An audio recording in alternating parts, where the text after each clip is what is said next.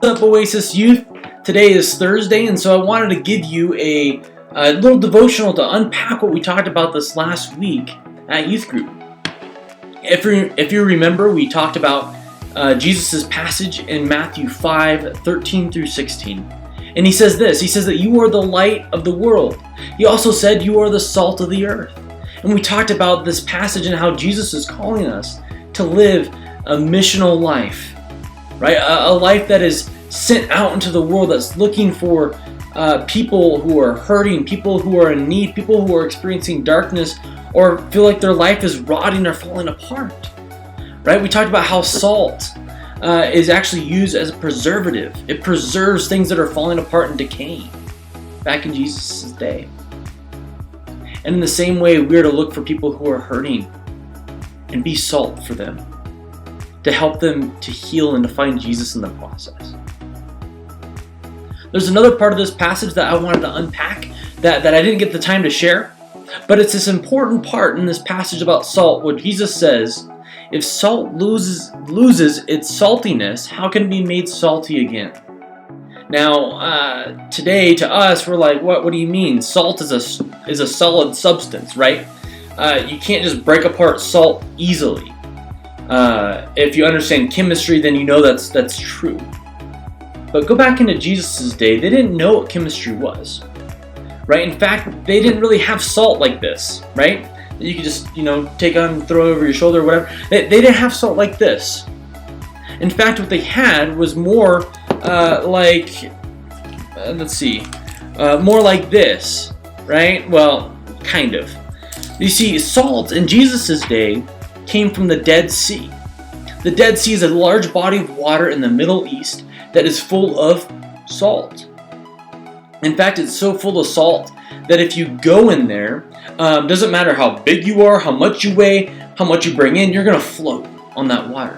Why? Because there's so much salt in this body of water that it actually makes people more buoyant or able to float. And so what people would do in ancient times is they would grab the dirt from the Dead Sea and they would filter it out. So the salt would be in this dirt, right? And they would take a look at it and go, all right, well, here's the salt, right? Ooh, we're going to keep this. It wasn't completely salt, right? It had some dirt on it and it had some other stuff. But here's the salt, and then here's the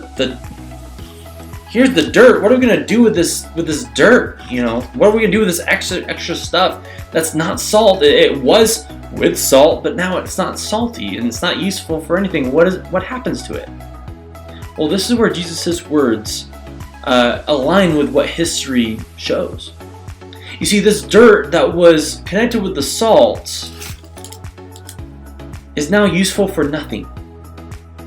In fact, what they would do with this dirt that wasn't salt is they would just go and they blow it on the dust. Right? They blow it on the road. They would blow it in the middle of nowhere so it would get trampled on by other people. It was good for nothing but road dust. What does this mean for us? What is Jesus saying here? I think this is an important statement that Jesus makes because for us in our lives, I think Jesus is telling us we're either salt or we're road dust. Right? We're either looking to advance His kingdom, advance His mission, advance His purposes to help the hurting, the lost, the broken, the needy. Or we're not. Right? Jesus has called us to be missional people, to be evangelistic people, to reach those in need.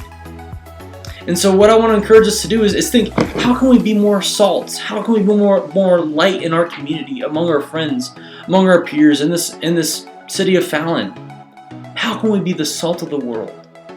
How can we allow God to use us to reach the unreached peoples of Fallon? That way we don't just end up trampled underneath and go, right? They got a mess to clean up now, right? We don't want to create a mess in our lives. We want to be salt. So that's your encouragement for today. Hope you guys have a wonderful week. We'll see you Sunday.